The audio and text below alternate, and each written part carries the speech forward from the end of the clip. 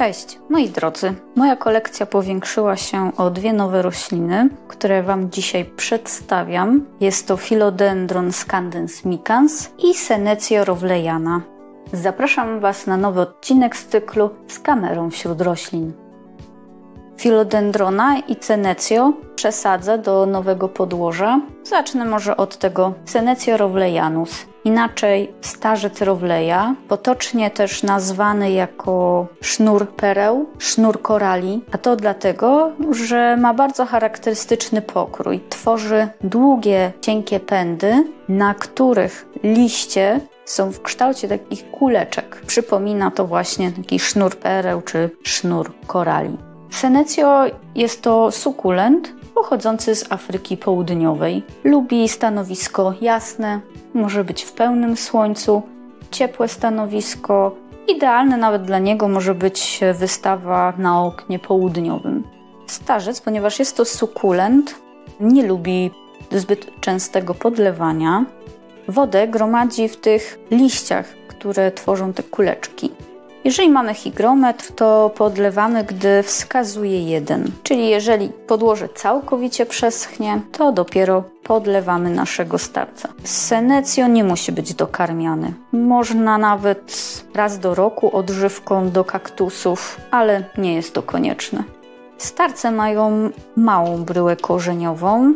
Nie muszą być często przesadzane. Już naprawdę dopiero wtedy, kiedy wyraźnie wychodzą z doniczki.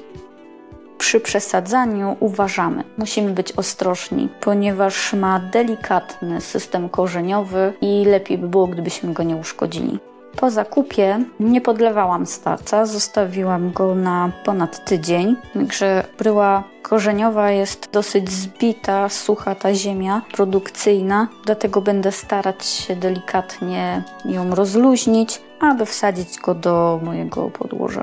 Starca rozmnażamy łatwo. Wystarczy skrócić te pędy i ukorzenić. Można też z nasion. Starce kwitną i można pobrać nasiona i wyhodować sobie roślinę z nasion. Senecio jest rośliną odporną na choroby. Jeżeli jego pędy wydłużają się, odstępy między kuleczkami, liśćmi są duże, jest to oznaką, że ma małą ilość światła. Powinniśmy zmienić stanowisko. Gdy na starcu pojawią się szkodniki, a mogą przędziorek, mszyca, wciornastek, mączniak, to musimy zastosować oprysk przeciwko szkodnikom. Nie chcę uszkodzić korzeni, dlatego nie będę bardziej czyścić, po prostu włożę go do nowego podłoża.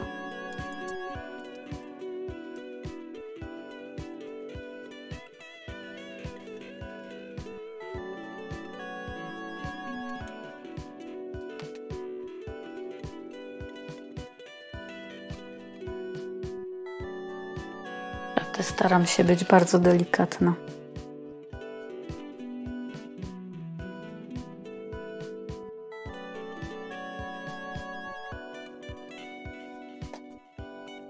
Ok, myślę, że wystarczy. Po podlaniu za pewien czas myślę, że troszkę podłoże opadnie i będę mogła dosypać, ale w tej chwili uważam, że wystarczy.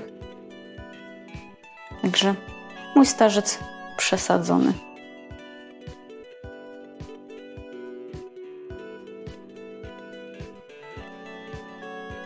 Teraz zajmę się tym Philodendronem scandens micans. Jest to philodendron pnący. Nie będę opowiadać o jego uprawie, pielęgnacji. Mam dosyć sporo już odcinków na temat philodendronów, w których to wymieniam zasady uprawy tych roślin w domu. Po prostu szybko wymienię mu podłoże na bigos. Philodendron już troszkę postał. Wiem, że nie ma szkodników. Włożę go do tej samej doniczki. Wymienię mu tylko to podłoże produkcyjne na bigos, a spróbuję też usunąć siateczkę, w której rośnie. Kupiłam tego philodendrona ze względu na jego umaszczenie. Ciemnozielone liście, takie welwetowe, lekko błyszczące. Spód liści jest taki rdzawy. Dzięki temu bardzo ładny efekt daje, szczególnie przy podświetleniu. Przebija ta miedź I bardzo ładnie moim zdaniem wygląda ten filodendron. Zielono-miedziane liście.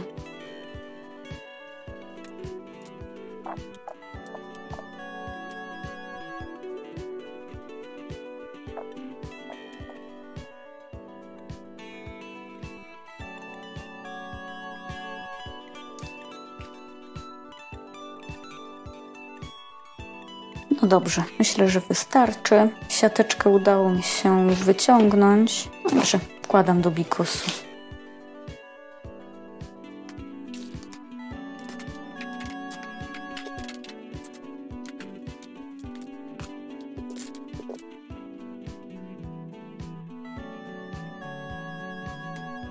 Ok, mikans przesadzony. Myślę, że prezentuje się ładnie. Ja Wam dziękuję. Miłego dnia. Cześć.